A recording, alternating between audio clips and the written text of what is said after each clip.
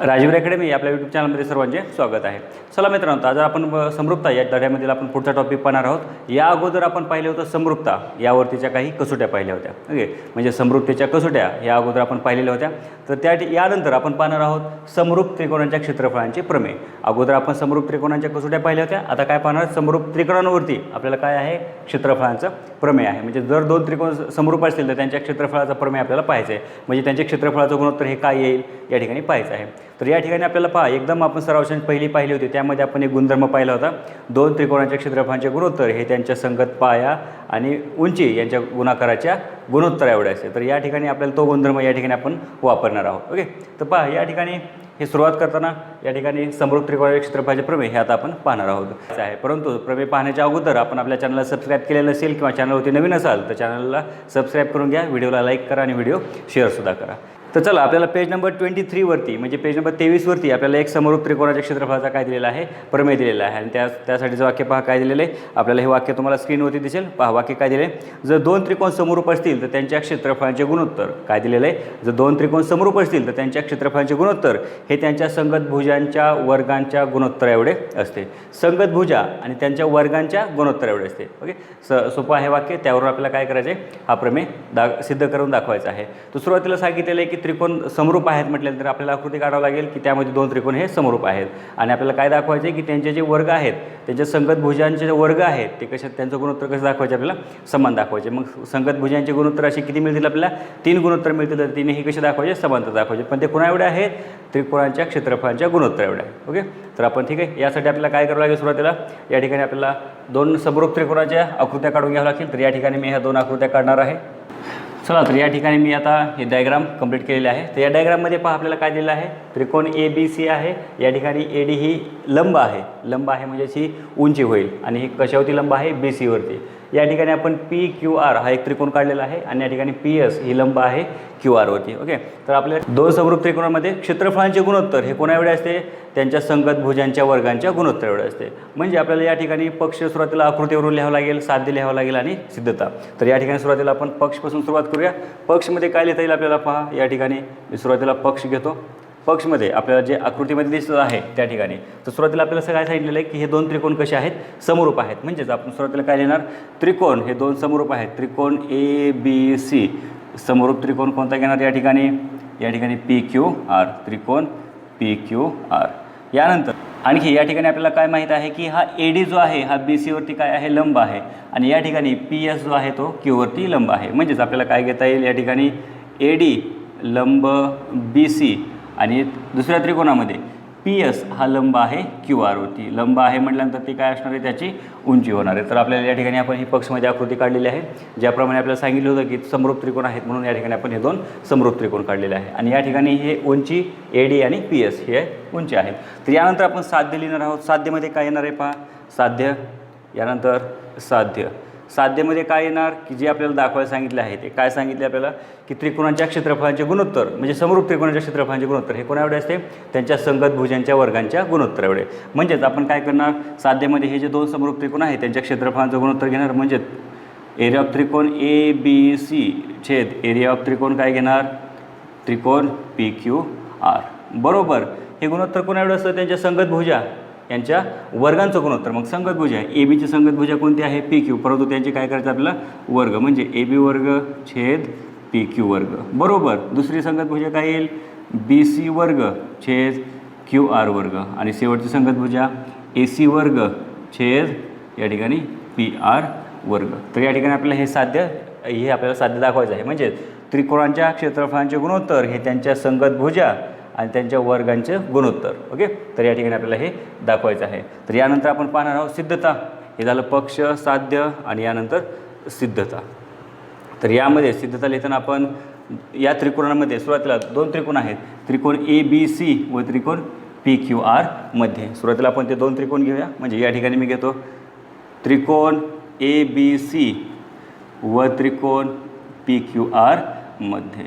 आता या ठिकाणी आपल्याला पहा काय दिलेलं आहे, या ठिकाणी दोन त्रिकोणाच्या क्षेत्रफळांचं गुणोत्तर दिलेले आहे. नंतर या ठिकाणी ए बी वर्ग आहे, पी क्यू वर्ग आहे. मग ए बीचा वर्ग केव्हा होईल? ज्यावेळेस आपल्याला ए बी गुणिले ए बी मिळेल त्यावेळेस ए बीचा वर्ग होईल, आणि पी क्यू वर्ग केव्हा होईल? जेव्हा पी क्यू गुणिले पी क्यू मिळेल त्यावेळेस. ओके, तर आपल्याला लक्षात ठेवायचे की ए बी वर्ग पी क्यू वर्ग हे मिळण्यासाठी आपल्याला दोन सारखे यायला पाहिजेत. म्हणजे ए बी यायला पाहिजे, पी क्यू यायला पाहिजे, बी सी गुणिले बी सी यायला पाहिजे, क्यू आर गुणिले क्यू आर यायला पाहिजे. तर काय मिळेल आपल्याला? त्याचा वर्ग मिळेल. तर या ठिकाणी मी दोन त्रिकोण घेतलेले आहेत. आता या ठिकाणी आपल्याला काय करायचे पहा, या साईडला काय आहे? दोन त्रिकोणाच्या क्षेत्रफळाचं गुणोत्तर आहे. तर या ठिकाणी आपल्याला सरासरी 1.1 मध्ये आपण सुरुवातीला पाहिलं होतं की दोन त्रिकोणांच्या क्षेत्रफळांचे गुणोत्तर हे त्यांच्या पाया आणि उंची यांच्या गुणाकाराच्या गुणोत्तर एवढं असतं. तर त्या सूत्राचा आपल्याला वापर करायचा, कारण दोन त्रिकोणाच्या क्षेत्रफळाचं गुणोत्तर घ्यावं लागेल. तर त्यासाठी आपल्याला या ठिकाणी काहीतरी यायला पाहिजे दोन त्रिकोणाच्या क्षेत्रफळांचे गुणोत्तर.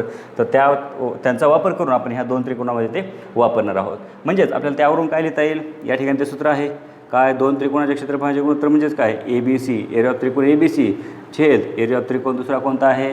P Q R. मग या दोन त्रिकोणांमध्ये आपण काय पाहणार? बाजू गुणुले पाया गुणुले उंची यांचा गुणाकार घ्यायचा आहे. मग पाया, पहिल्या त्रिकोणाचा पाया काय आहे?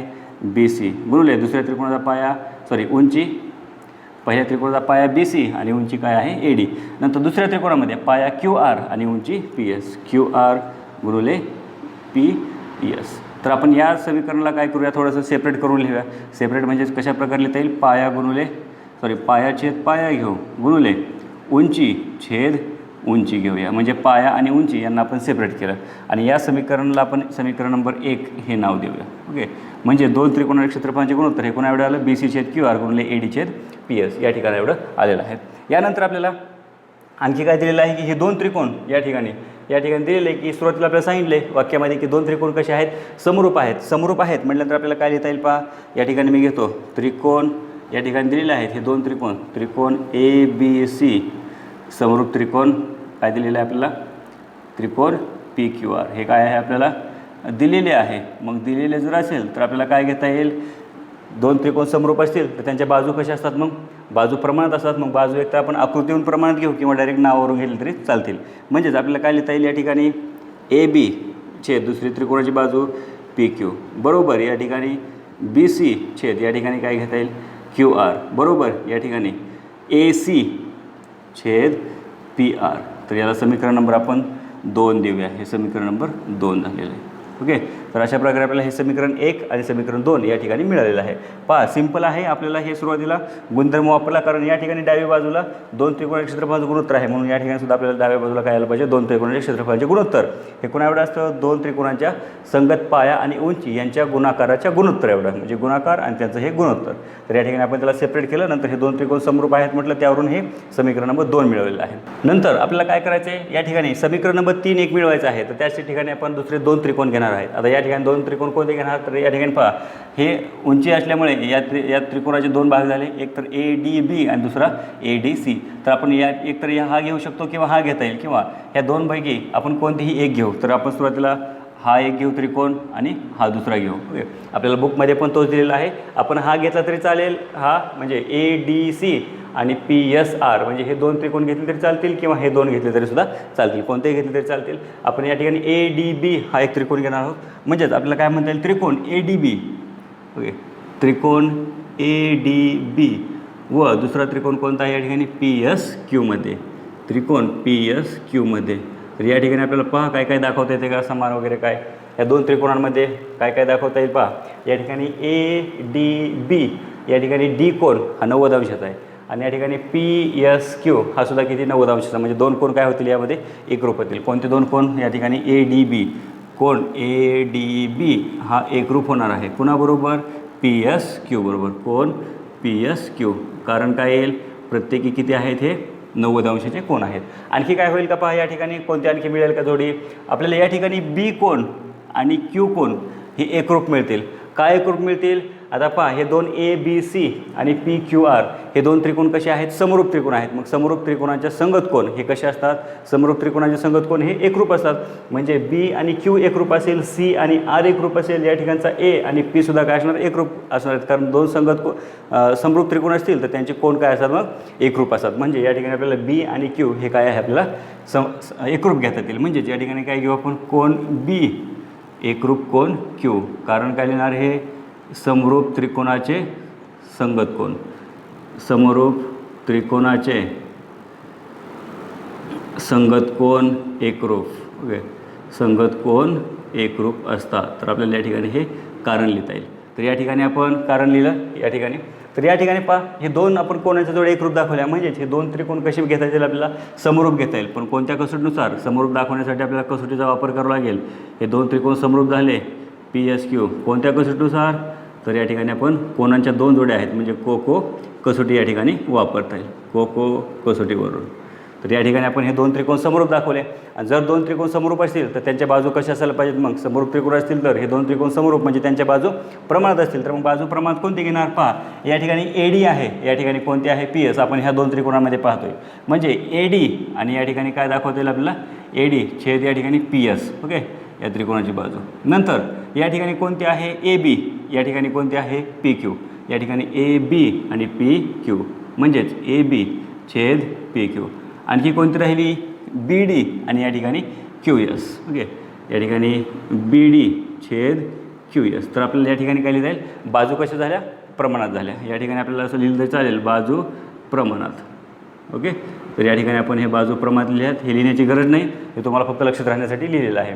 तर या ठिकाणी पहा, बाजू प्रमाणात आहेत. आता या ठिकाणचं एक आपल्याला गुणधर्म एक लक्षात ठेवायचं आहे. पहा, या ठिकाणी जेवढी AD आहे तेवढंच गुणोत्तर AD छेद PS. पहा, AD छेद PS म्हणजे ही काय रे? दोन त्रिकोणांची उंची आहे. म्हणजे तुम्हाला या ठिकाणी हे लक्षात ठेवायचे. पुढे आपल्याला उदाहरण सोडवताना हे लागणार आहे. काय लक्षात ठेवायचे? की ही AD आणि PS जी आहे ही उंची आहे आणि ही कुणा एवढी आहे? AB छेद PQ. म्हणजे AB छेद PQ म्हणजे उंचीचं गुणोत्तर हे कुणा एवढं आहे? बाजूच्या गुणोत्तर एवढं आहे. ओके, या ठिकाणी हे तुम्हाला हे लक्षात ठेवायचे. पुढे उदाहरणामध्ये लागणार आहे आपल्याला होताना सर्वसांमध्ये 1.4 मध्ये हे पुढे लागणार आहे. तर या ठिकाणी हे लक्षात ठेवायचे. तर या ठिकाणी पहा, या दोन त्रिकोणामध्ये आपण काय घेतले? बाजू प्रमाणात घेतल्या. तर यामध्ये पहा समीकरण, याला आपण एक समीकरण नंबर देऊया. या ठिकाणी समीकरण नंबर 3 देऊ आणि पुन्हा कंसामध्ये काय लिहू? बाजू प्रमाणात असतात. ओके, तर आपल्याला हे घेता येईल या ठिकाणी. हे समीकरण नंबर 3 दिलं. तर आपल्याला समीकरण 2 आणि 3चा वापर करायचा आहे. समीकरण 2 आणि 3चा वापर करून आपल्याला काय पाहता येईल का, त्यामध्ये काय मिळेल का ते पाहायचं आहे. तर दोन समीकरणांमध्ये पहा, या ठिकाणी AD छेद PS. AD छेद PS हा कोणा एवढा आहे? याचं गुणोत्तर AB छेद PQ एवढा आहे. म्हणजे या ठिकाणी आपण घेऊया समीकरण 1, 2 आणि 3 वरून म्हणू. समीकरण 2 व 3 वरून. ओके, समीकरण 2 आणि 3 वरून काय घेता येईल? पहा, AD छेद काय आहे? PS बरोबर या ठिकाणी काय आहे? AB छेद PQ बरोबर. आता हे आपल्याला BD आणि QS, BD QS कुठं आहे का ह्याच्यामध्ये? BD आणि QS या ठिकाणी कुठे नाही, म्हणजे आपल्याला ते नाही घेतलं तरी चालेल. आपण फक्त हे दोन गुणोत्तर घेऊ. ओके, AD छेद PS बरोबर AB छेद PQ हे आपल्याला या ठिकाणी दिलेलं आहे. परंतु AB छेद PQ हा कोणा एवढा आहे? AB छेद PQ. BC छेद QR बरोबर AC छेद PR. म्हणजे आपल्याला AB छेद PQच्या पुढे काय लिहिता येईल? या ठिकाणी BC छेद QR. या ठिकाणी BC छेद QR आणि हे कोणा एवढं आहे? आणखी AC छेद PR एवढे. ओके, तर ह्याला समीकरण नंबर आपण 4 देऊया. म्हणजेच काय सांगता येईल? हे चारही गुणोत्तर कसे आहेत? सारखेच आहेत. म्हणजे AD PS उंची आहे, AB बाजूंचे गुणोत्तर आहेत. म्हणजे बाजूंचे गुणोत्तर आणि उंचीचे गुणोत्तर कसे आहे? समान आहे. तर या ठिकाणी पहा, आता शेवटच्या स्टेपमध्ये येणार होतो आपण. तर आपल्याला या समीकरण 4 वरून समीकरण 1 हे काय मिळेल आपल्याला?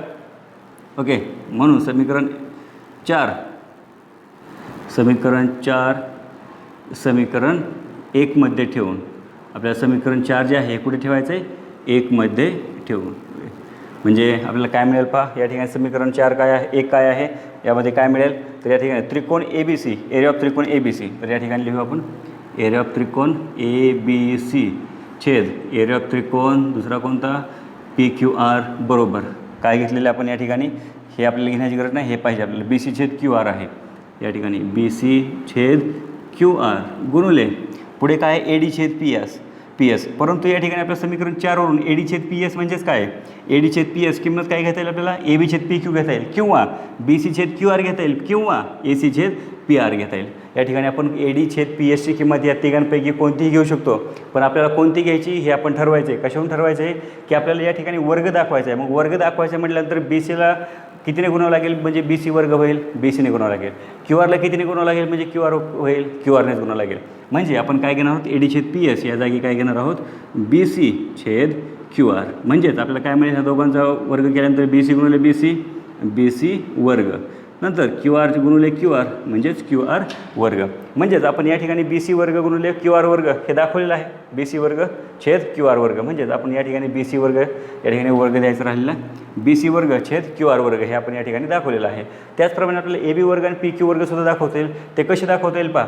बी सी गुणिले बी सी छेद क्यू आर म्हणजेच काय पहा. बी सी छेद क्यू आर म्हणजेच किंमत काय कोणा एवढी आहे ती ए बी छेद पी क्यू एवढी आहे, ए सी छेद पी आर एवढी आहे.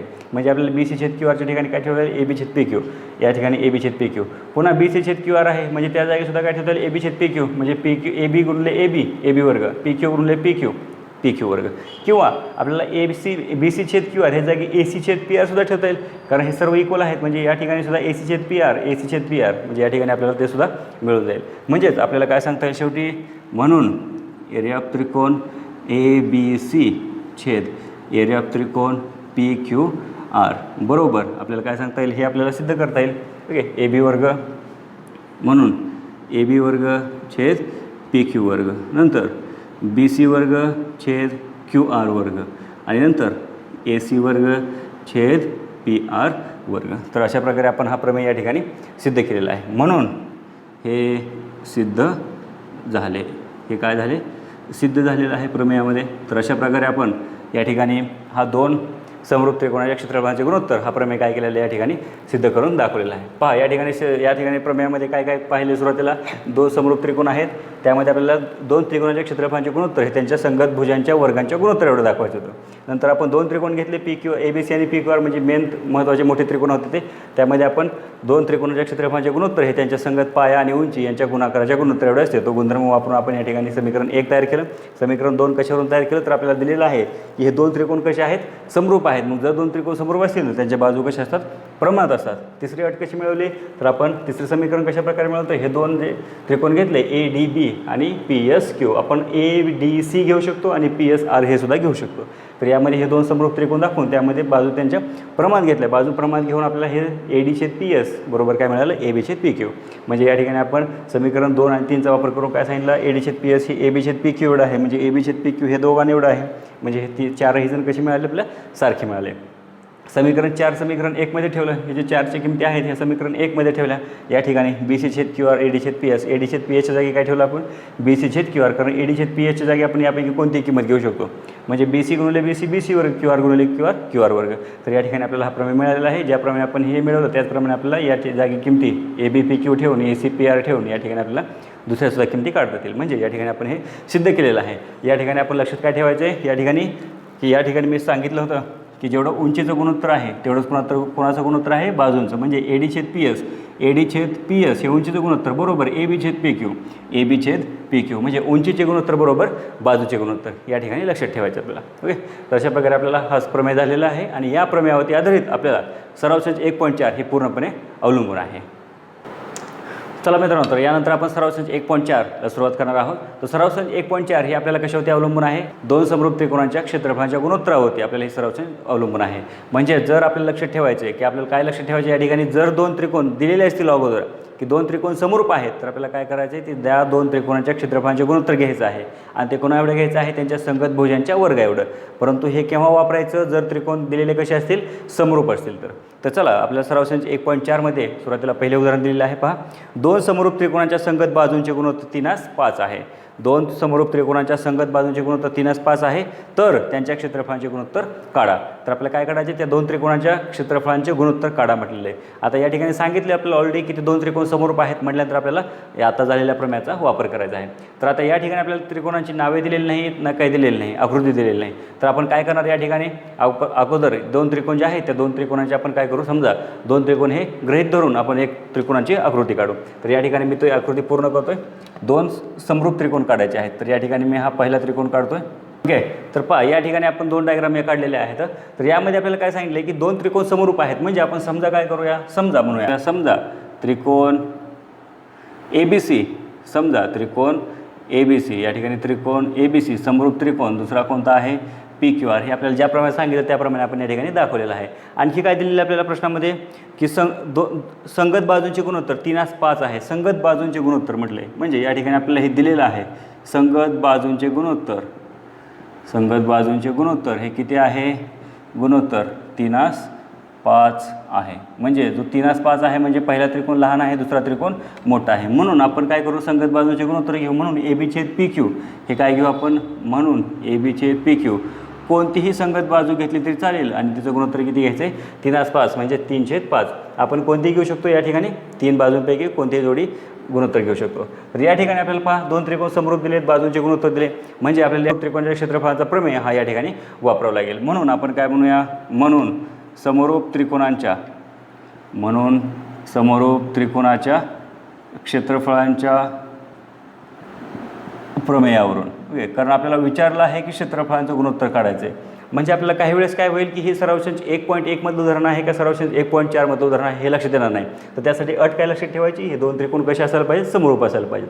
ओके, म्हणजे या ठिकाणी काय लिहिणार आपण, 2 त्रिकोणांच्या क्षेत्रफळांचे गुणोत्तर म्हणजे एरिया ऑफ त्रिकोण ABC छेद एरिया ऑफ त्रिकोण PQR. आणि ह्या 2 त्रिकोणाच्या क्षेत्रफळांचे गुणोत्तर हे कोणा एवढं असतं, त्यांच्या संगत भुजांच्या वर्गांच्या गुणोत्तर एवढे, म्हणजेच AB छेद PQ वर्ग, AB वर्ग छेद PQ वर्ग. बाकीचे बाजू घेतले तरी चालतील, नाही घेतल्या तरी चालतील. आपण या ठिकाणी AB आणि PQ फक्त माहिती आहे तर आपण एकच घेऊया. बाकी घेतले तरी चालतील, नाही घेतल्या तरी चालतील. म्हणून या ठिकाणी काय लिहिणार, हे आहे तसं ठेवता येईल आपल्याला. म्हणून आपल्याला काय घेता येईल या ठिकाणी, बरोबर AB वर्ग किंमत किती आहे, ABची 3 त्याचा वर्ग करूया, 5 याचा PQ म्हणजे 5 आहे त्याचा वर्ग करूया, म्हणजेच काय आले 3चा वर्ग 9 आणि 5चा वर्ग 25. म्हणजेच या ठिकाणी काय लिहिता येईल आपल्याला, एरिया ऑफ त्रिकोण ABC छेद या ठिकाणी एरिया ऑफ त्रिकोण PQR. आणि या ठिकाणी ह्या दोघांचे गुणोत्तर किती मिळाले आपल्याला, 9/25. म्हणजे शेवटी आपल्याला वाक्य विचारले, आपल्याला हे त्रिकोणाची नावे नाहीत तर आपल्याला हे वाक्यामध्ये पूर्ण करायचं आहे. काय विचारलं आपल्याला, त्यांच्या क्षेत्रफळांचे गुणोत्तर काढा. म्हणून आपल्याला काय लिहिता येईल, म्हणून त्या दोन त्रिकोणांच्या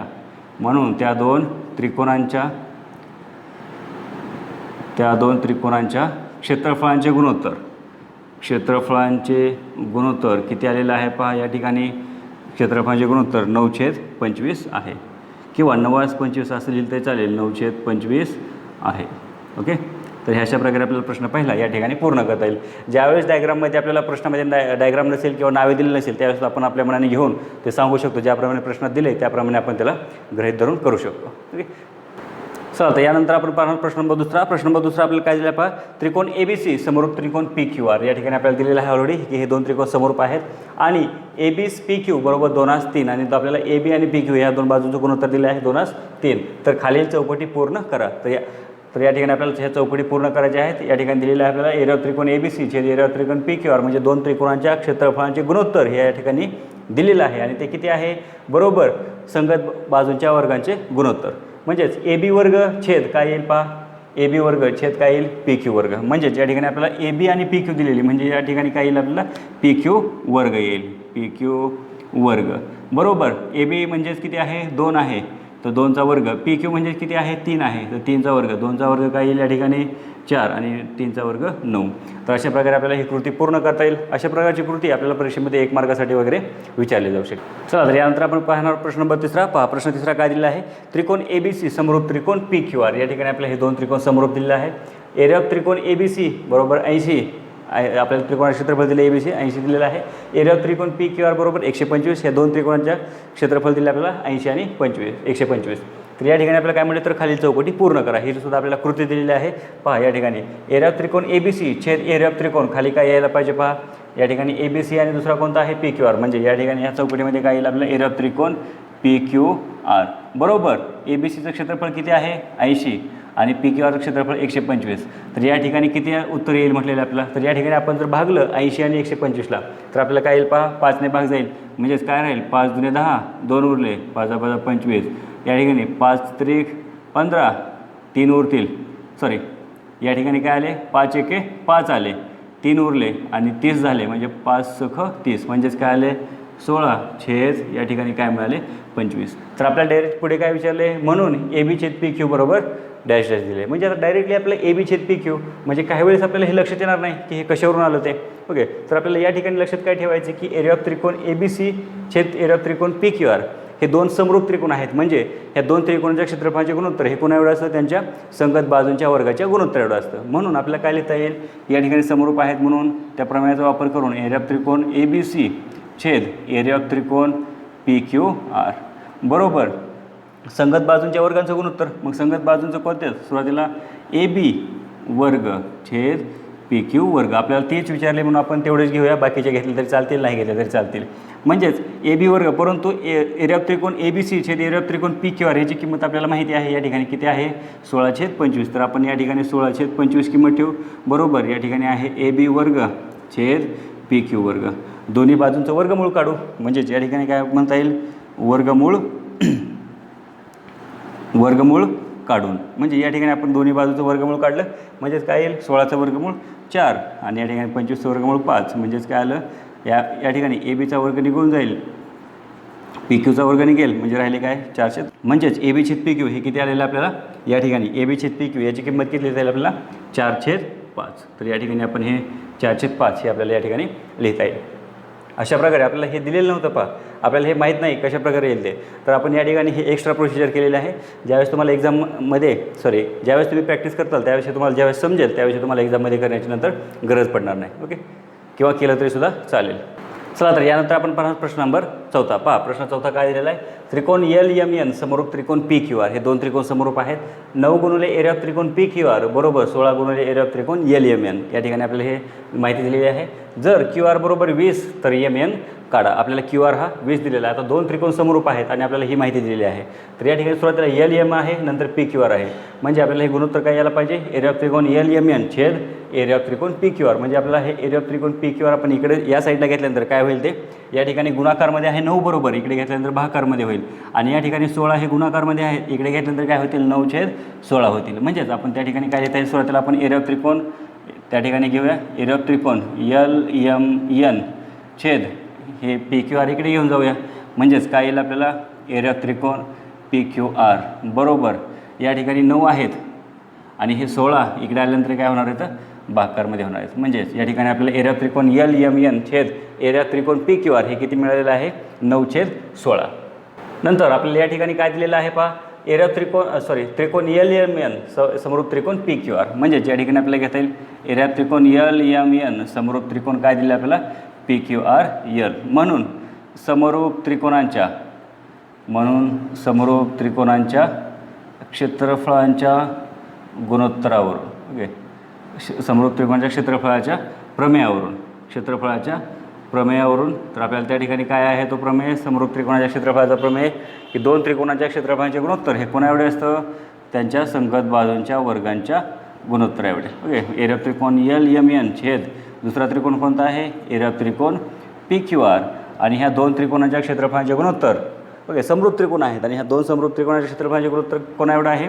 त्यांच्या संगत बाजूंच्या वर्गाचे गुणोत्तर. म्हणजे संगत बाजू कोणते घेणार?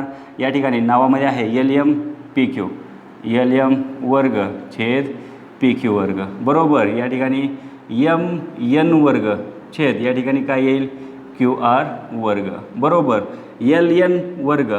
पहा, डायग्राम जरी नसली, आपल्याला आकृती नसेल तरीसुद्धा आपल्याला संगत बाजूंचे काय लिहायला पाहिजे? तर प्रमाणात आहेत किंवा त्यांचं गुणोत्तर हे आपल्याला लिहिता यायला पाहिजे. तर या ठिकाणी पहा, आपल्याला काय माहिती? आपल्याला काय दिलेलं आहे? QR माहीत आहे आणि MN हे काढायचं आहे. म्हणजे आपल्याला हे गुणोत्तर लागेल, हे बाकी लागणार नाही. म्हणजेच एरिया ऑफ त्रिकोण LMN छेद एरिया ऑफ त्रिकोण PQR बरोबर आपल्याला काय घेता येईल? MN वर्ग छेद QR वर्ग. परंतु आपल्याला ही साईडची किंमत माहिती आहे. एरिया ऑफ त्रिकोण LMN छेद PQR हे किती आहे? 9/16 बरोबर. आपल्याला या ठिकाणी काय घेता येईल? MN वर्ग छेद QR वर्ग. तर वर्गमूळ काढूया आपण या ठिकाणी. वर्गमूळ काढून म्हणू, वर्गमूळ दोन्ही बाजूचं काढायचं आहे. 9चं वर्गमूळ काय निघेल या ठिकाणी? 3 आणि 16चे वर्गमूळ काय मिळेल आपल्याला? त्या ठिकाणी 4 मिळेल बरोबर. उजव्या साईडचे वर्ग निघून जातील. म्हणजेच MN छेद या ठिकाणी QR. परंतु QRची किंमत माहिती आहे आपल्याला. QRची किंमत 20 आहे. म्हणजे 3/4 बरोबर MN छेद QR किती आहे? 20. तिरकस गुणाकार करूया. म्हणजे या ठिकाणी आपल्याला MNची किंमत ही काढता येईल. तिरकस गुणाकार काय येईल?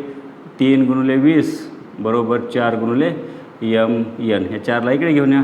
म्हणजे 3 गुणिले 20 छेद 4 भागाकारमध्ये येईल बरोबर MN. 4 पंचे 20 म्हणजेच किती आले? म्हणून MN बरोबर 5×3=15 ही आपल्याला या ठिकाणी MNची किंमत मिळणार आहे. तर अशा प्रकारे पहा, सिंपल उदाहरण आहे. यामध्ये फक्त आपल्याला काय करायचे होते? की हे जे समीकरण दिलं होतं या समीकरणानं आपण हे समीकरण दुसरं हे घेतलेलं आहे. यावरून आपण दोन त्रिकोणाच्या क्षेत्रफळाचे गुणोत्तर काढलं, ते झालं 9/16. या ठिकाणी आपण अगोदर एरिया ऑफ त्रिकोण या ठिकाणी त्रिकोण LMN दिला होता, म्हणून आपण वरती काय घेतलं आहे, एरिया ऑफ त्रिकोण LMN. म्हणजे यापासून बनवताना आपण हे PQR इकडे आणले आणि वरती काय आले मग एरिया ऑफ त्रिकोण LMN. पहा यानंतर प्रश्न नंबर 5 पाहूया. काय दिलेलं आहे पहा, दोन समरूप त्रिकोणांची क्षेत्रफळे 225 चौरस सेंटीमीटर व 81 चौरस सेंटीमीटर आहेत. दोन त्रिकोण आहेत, त्यामध्ये एकाचं क्षेत्रफळ दिलेलं आहे आणि समरूप त्रिकोण आहेत. त्यापैकी एकाचं क्षेत्रफळ आहे 225 चौरस सेंटीमीटर आणि दुसरं क्षेत्रफळ आहे 81 चौरस सेंटीमीटर. आणि काय म्हटले, जर लहान त्रिकोणाची एक बाजू 12 सेंटीमीटर असेल तर मोठ्या त्रिकोणाची संगत बाजू काढा. एका लहान त्रिकोणाची एक संगत बाजू दिलेली आणि त्यावरून आपल्याला मोठ्या त्रिकोणाची काढायची. आता यामध्ये त्रिकोणाची नावे नाही दिलेली, आपल्याला आकृती दिलेली नाही, तर एकतर आपण काय करू शकतो, एकतर समजा घेऊ शकतो किंवा आपण आकृती काढून सुद्धा काढू शकतो. दोन प्रकारे आपल्याला सोडवता येईल. तर या ठिकाणी मी आकृती काढून घेतोय.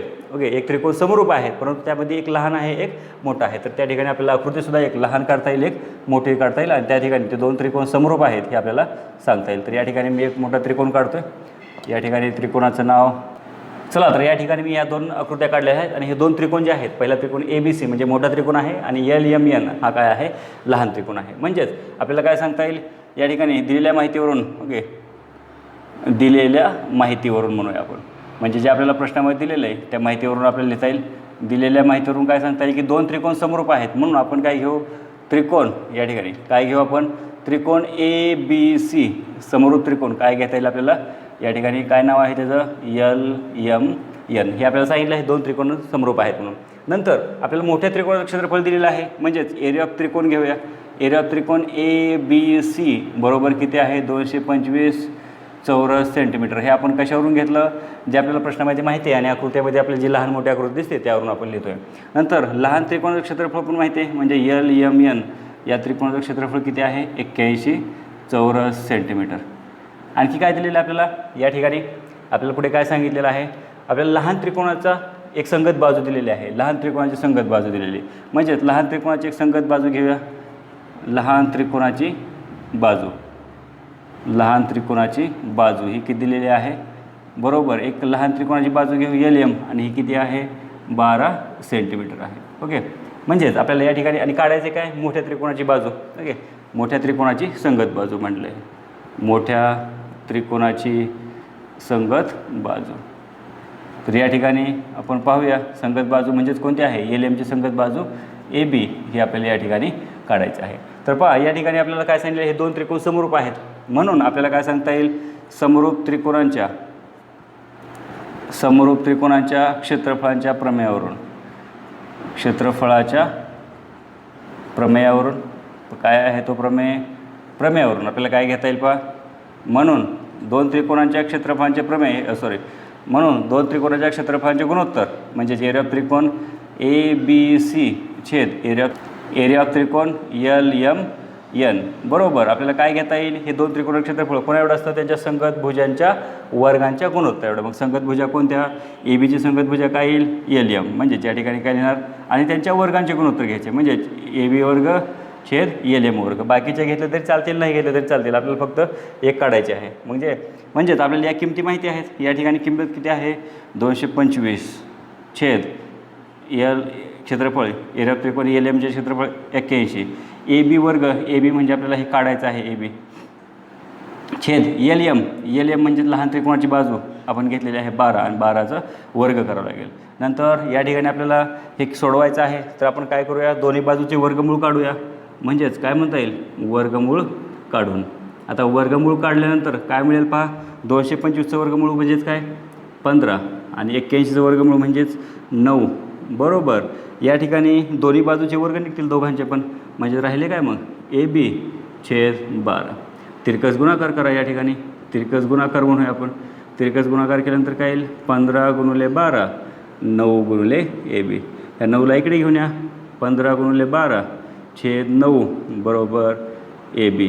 या ठिकाणी 3ने भाग जाईल, 3 त्रिक 9 3 चौक 12 3 एके 3 3 पाचे 15 म्हणजे 5 गुणिले 4 राहिले, म्हणून AB बरोबर आपल्याला काय घेता येईल, ABची किंमत किती आलेली आहे, 5 चौक 20. आणि AB म्हणजेच काय आहे, AB म्हणजेच काय काढायचे आपल्याला, मोठ्या त्रिकोणाची संगत बाजू आहे, म्हणून आपल्याला शेवटी काय सांगता येईल या ठिकाणी, म्हणून मोठ्या त्रिकोणाची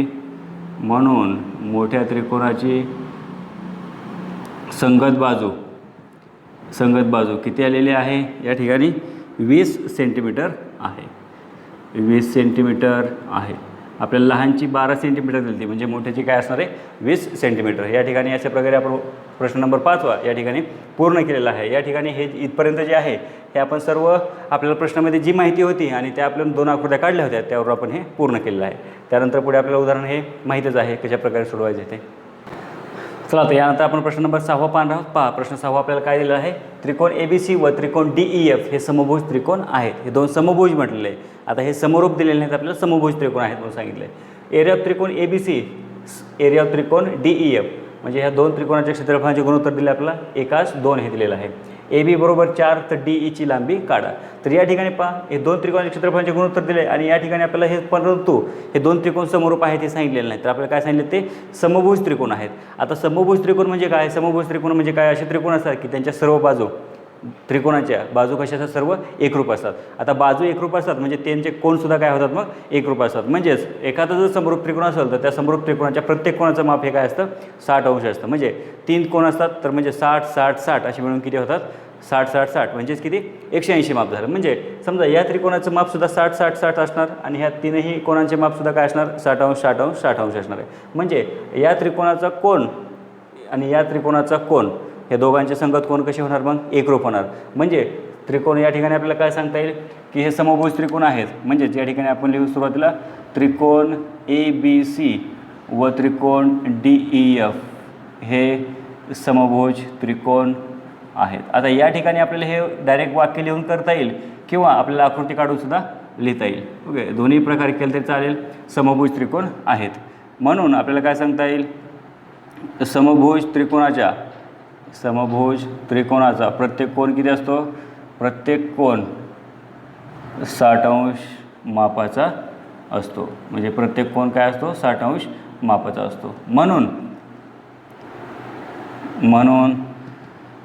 त्रिकोण ABC व त्रिकोण DEF चे संगत कोण हे कसे होणार आहेत चे संगत कोण एकरूप आहेत.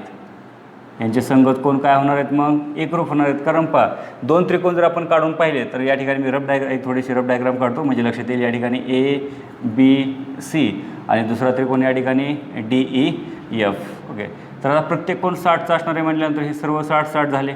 या ठिकाणी सुद्धा 60 झाले. म्हणजेच या ठिकाणी कोण A जेवढा आहे तेवढा D आहे, जेवढा B आहे तेवढा E आहे, C आहे तेवढा F आहे. म्हणजेच या 3 त्रिकोणाच्या जोड्या एकरूप झाल्या म्हणजे हे काय होतील को कसोटीनुसार हे 2 त्रिकोण काय होणार आहेत समरूप होतील. म्हणजे 2 त्रिकोण समरूप झाले म्हणजेच आपल्याला काय घेता येईल पुढे उदाहरण सोडवता येईल. मग म्हणजे आपल्याला या ठिकाणी काय सांगता येईल समभुज त्रिकोण हे कसे असतात मग समरूप त्रिकोण असतात. ओके म्हणजेच आपण काय सांगणार म्हणून त्रिकोण या ठिकाणी सांगता येईल म्हणून त्रिकोण ABC व त्रिकोण दुसरा कोणता DEF हे समरूप त्रिकोण आहेत. ओके हे 2 त्रिकोण काय होतील मग समरूप त्रिकोण घेता येईल. म्हणजेच आपल्याला काय म्हणता येईल त्रिकोण ABC समरूप त्रिकोण DEF. परंतु कोणत्या कसोटीचा वापर होईल या ठिकाणी को किंवा को जरी घेतली तरी चालेल. ओके आता या ठिकाणी आपण हे डिटेलमध्ये लिहू शकतो किंवा शॉर्टमध्ये लिहिलं तरी सुद्धा चालेल. अशा प्रकारे लिहिलं तरी सुद्धा चालेल. तर या ठिकाणी आपण पाहू या ठिकाणी आपण हे 2 त्रिकोण समरूप दाखवले म्हणून समरूप त्रिकोणाच्या क्षेत्रफळांच्या गुणोत्तरानुसार म्हणून समरूप त्रिकोणांच्या क्षेत्रफळांच्या प्रमेयावरून ओके गुणोत्तरावरून किंवा क्षेत्रफळाच्या प्रमेयावरून काय सांगता येईल आपल्याला 2 त्रिकोणाच्या क्षेत्रफळांचे म्हणजे समरूप त्रिकोणांच्या क्षेत्रफळांचे गुणोत्तर हे कोणा एवढे असते त्यांच्या संगत बाजूंच्या वर्गांच्या गुणोत्तर एवढे असते. मग कोणते 2 त्रिकोण आहेत एरिया ऑफ त्रिकोण ABC छेद एरिया ऑफ त्रिकोण या ठिकाणी DEF बरोबर. संगत बाजूंचे गुणोत्तर संगत बाजू कोणत्या आहेत पहा AB छेद DE वर्ग घेऊ आपण या ठिकाणी नावामध्येच आहे AB वर्ग छेद DE वर्ग. आपल्याला दिले AB आणि काढायची DE मग बाकीचे नाही घेतले तरी सुद्धा चालतील आपण एकच घेऊ. तर या ठिकाणी किमती ठेवूया. एरिया ऑफ त्रिकोण ABC दिलेले का आपल्याला एरिया ऑफ त्रिकोण ABC छेद एरिया ऑफ त्रिकोण DEF यांचं गुणोत्तर काय दिलं आपल्याला 1:2 म्हणजेच 1/2. AB वर्ग आपल्याला ABची किंमत दिली 4 त्याची किंमत ठेवू 4 वर्ग आणि DE वर्ग आहे तसेच. पुढे वर्गमूळ काढूया दोन्ही बाजूचं. वर्गमूळ काढल्यानंतर काय येईल पहा या ठिकाणी 1चे वर्गमूळ 1 येईल, 2चे वर्गमूळ निघणार नाही म्हणजे कंसात वर्गमुळात 2 राहील बरोबर. 4चा वर्ग आहे तो वर्ग निघून जाईल म्हणजे राहिले 4 आणि DEचा वर्ग निघेल म्हणजे राहिले DE. या ठिकाणी 4चं वर्गमूळ काढायचं नाही 2. ओके, 4 वर्गाचा वर्गमूळ म्हणजे काय, तो वर्ग निघून जाईल. नंतर या ठिकाणी काय तिरकस गुणाकार करूया आपण. या ठिकाणी तिरकस गुणाकार केल्यानंतर काय मिळेल, DE गुणिले 1 म्हणजेच DE बरोबर 4 गुणिले वर्गमुळात 2 म्हणजे 4 वर्गमुळात 2. तर अशा प्रकारे आपल्याला ही कशाची किंमत मिळाली, DEची किंमत काढता येईल. पहा या ठिकाणची हे सुरुवातीची जी माहिती आहे की समरूप त्रिकोण दाखवणे, हे आपण एक तर 2 आकृत्या सेपरेट काढून त्यावरून पूर्ण माहिती लिहून कोण A एकरूप कोण D, कोण B कोण एकरूप E, कोण C एकरूप कोण F अशा प्रकारे दाखवून ते कोसाइननुसार एकरूप आहेत हे तर दाखवू शकतो. किंवा आपण वेगळी माहिती लिहू शकतो की प्रत्येक कोण हा 60 मापाचा असतो म्हणून आपल्याला काय घेता येईल, त्यांचे संगत कोण एकरूप असतात म्हणजे हे 2 त्रिकोण काय होणार, समरूप होतात कोसाइननुसार. ओके, अशा प्रकारे सुद्धा लिहिता येईल. हे समरूप दाखवण्याचे आपल्याला वेगवेगळ्या पद्धतीने दाखवता येईल. या प्रकारे आपल्याला क्वेश्चन नंबर 6 या ठिकाणी झालेला आहे. चला तर यानंतर आपल्याला पाहायचा प्रश्न नंबर 7. तर हा प्रश्न सराव संच 1.4 मध्ये शेवटचा प्रश्न आहे. पहा या ठिकाणी काय दिलेलं आहे आणि हे कृतीवरती आधारित हा प्रश्न आहे. तर या ठिकाणी आपल्याला हा प्रश्न परीक्षेमध्ये 2 मार्क किंवा 3 मार्कासाठी हा विचारला जाऊ शकतो. पहा प्रश्न काय दिलेला आहे, रेख PQ समांतर रेख DE. या ठिकाणी PQ आणि DE ह्या 2 समांतर रेषा आहेत. एरिया त्रिकोण PQF बरोबर 20 एकक. या ठिकाणी PQF म्हणजे हा जो लहान त्रिकोण आहे याचं क्षेत्रफळ दिलं आपल्याला 20 एकक.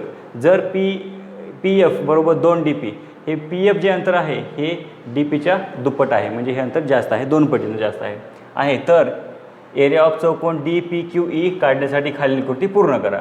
एरिया ऑफ चौकोन DPQE म्हणजे ह्या चौकोनाचं क्षेत्रफळ काढण्यासाठी आपल्याला ही कृती पूर्ण करायची. म्हणजे ह्या चौकोनाचं क्षेत्रफळ आपल्याला कशा प्रकारे काढता येईल, तर DFE हा मोठा त्रिकोण आहे. ह्या मोठ्या त्रिकोणामधून जर आपण हा छोटा त्रिकोण वजा केला तर आपल्याला या चौकोनाचं क्षेत्रफळ मिळणार आहे. तर पहा कृती काय केलेली सुरुवातीला, एरिया ऑफ त्रिकोण DQF बरोबर 20 एकक हे आपल्याला दिलेलं आहे. PF बरोबर 2 DP हे सुद्धा दिलेलं आपल्याला, PF बरोबर 2 DP. परंतु या ठिकाणी काय म्हटलं की हे जे PF आहे हे DPच्या 2 पट आहे. परंतु काय घेतलं, हे DP माहीत नाही, मग DPसाठी काय घेतलेलं आहे, X घेतलेलं आहे. ओके, म्हणजे हे DP हे अंतर X घेतलेलं. तर मग DPची किंमत जर X घेतली तर PF किती मिळणार आहे, PF बरोबर 2, DPची किंमत X घेतली म्हणजे काय मिळालं आपल्याला, 2X या ठिकाणी मिळालेलं आहे. नंतर DF बरोबर DF म्हणजे हे पूर्ण अंतर, DF म्हणजे कोणाकोणाची बेरीज होईल, DP अधिक PF. तर या ठिकाणी आपल्याला DP अधिक काय घेता येईल, PF. या ठिकाणी PF ही किंमत घेतलेली. नंतर बरोबर या ठिकाणी किमती ठेवू, DP किती आहे, DP या ठिकाणी किती घेतला होता, X घेतला होता. PF या ठिकाणी किती होते, 2X म्हणजेच X अधिक 2X म्हणजेच काय झाले, 3X झालेले. तर यानंतर 2 त्रिकोण घेतले, त्रिकोण FDE व त्रिकोण FPQ मध्ये या ठिकाणी FDE आणि FPQ म्हणजे हा लहान त्रिकोण आणि एक हा मोठा त्रिकोण. या 2 त्रिकोणांमध्ये FDE एकरूप कोण FDE म्हणजे या ठिकाणचा कोण आणि या ठिकाणचा कोण, हे 2 कोणत्या प्रकारचे कोण होतील पहा. ह्या 2 समांतर रेषा आहेत म्हणजे ही काय होणार, त्यांची छेदिका होणार. म्हणजे या ठिकाणचा कोण आणि या ठिकाणचा कोण हे 2 संगत कोण होणार. म्हणजेच कोणता कोण आहे हा, FPQ. कोण FPQ संगत कोण. नंतर FED या ठिकाणचा कोण आणि या ठिकाणचा कोण हे सुद्धा काय होणार, संगत कोण. कारण हे 2 समांतर रेषा आणि हे काय घेता येईल, त्यांची छेदिका घेता येईल. म्हणजेच कोणता कोण आहे तो, FQP हे सुद्धा काय आहे, संगत कोण. म्हणजे या 2 त्रिकोणामध्ये कोणाच्या 2 जोड्या एकरूप आहेत म्हणजे हे 2 त्रिकोण समरूप होणार कसोटीनुसार. यानंतर आपल्याला समरूप त्रिकोण झाल्यानंतर आपल्याला काय सांगता येईल, समरूप त्रिकोणाच्या क्षेत्रफळांच्या प्रमेयावरून 2 त्रिकोणाच्या क्षेत्रफळांचे गुणोत्तर हे कोणा एवढे असते, त्यांच्या संगत बाजूंच्या वर्गांच्या गुणोत्तर एवढे. म्हणजे मग यांचे संगत बाजू कोणते घेणार, तर या ठिकाणी आपल्याला किंमत दिल्यात पहा, 3X आणि 2X. मग 3X ही कोणाची किंमत होती, या ठिकाणी पहा 3X कोणाची किंमत आहे, DFची किंमत आहे. म्हणजे या ठिकाणी आपण काय घेणार, DF वर्ग. ओके, हे बाजूंच्या वर्गांचे गुणोत्तर एवढं असतं म्हणून DF वर्ग येईल. नंतर 2X किंमत कोणाची, 2X पहा या ठिकाणी 2X आहे म्हणजे PF आणि नंतर PF वर्ग. या ठिकाणी DF आहे, खाली PF आहे. ओके, तर या ठिकाणी DF हा किती होता, 3 होता, परंतु वर्ग आहे 3 वर्ग 2 वर्ग. या ठिकाणी 3चा वर्ग 9, 2चा वर्ग 4, x वर्ग कॅन्सल झाले म्हणजे 9/4 मिळाले. नंतर आपल्याला या ठिकाणी एरिया त्रिकोण FDE छेद एरिया त्रिकोण FPQ होतं. तर या ठिकाणी FPQ हे छेदामध्ये आहेत, इकडे घेतल्यानंतर काय होईल, गुणाकारमध्ये. म्हणजेच एरिया त्रिकोण FDE बरोबर हे 9/4 आणि इकडे आल्यानंतर काय होईल, गुणाकारमध्ये 9/4. परंतु FPQ ही किंमत माहिती आहे, FPQ म्हणजेच काय, या ठिकाणी FPQ आणि ही किंमत किती आहे, या ठिकाणी थोडंसं नाव पुढे मागे झालेलं चेंज. तर या ठिकाणी 20 आहे म्हणजे या ठिकाणी आपण हे 20 ठेवू. म्हणजेच काय मिळाले 4×5 20, 9×5 किती मिळाले या ठिकाणी 45. ठिकाणी काय लिहिणार एरिया ऑफ चौकोन DPQE, म्हणजे या ठिकाणी ह्या चौकोन DPQEचे क्षेत्रफळ आपल्याला काढायचं आहे म्हणजे या ठिकाणी. तर हे कशा प्रकारे काढणार, मोठ्या त्रिकोणाचे क्षेत्रफळ वजा लहान त्रिकोणाचे क्षेत्रफळ. तर या ठिकाणी सूत्र दिलेलं आहे एरिया ऑफ त्रिकोण FDE वजा एरिया ऑफ त्रिकोण FPQ. मग FDEचं क्षेत्रफळ किती आलं होतं या ठिकाणी 45 होतं आणि लहान त्रिकोणाचं हे आपण या ठिकाणी पाहिलेलं होतं FPQ म्हणजेच PQF ही किती आहे 20, म्हणजेच किती राहिले मग क्षेत्रफळ वजा केल्यानंतर 25, परंतु काय लिहिणार चौरस एकक. हां, तर अशा प्रकारे आपल्याला हे उत्तर या ठिकाणी मिळेल. ओके, तर अशा प्रकारे आपण ही कृती पूर्ण करून प्रश्न नंबर 7 या ठिकाणी पूर्ण केलेले आहे आणि या उदाहरणाबरोबरच आपले सर्व 1.4 या ठिकाणी सुद्धा कंप्लीट झालेलं आहे.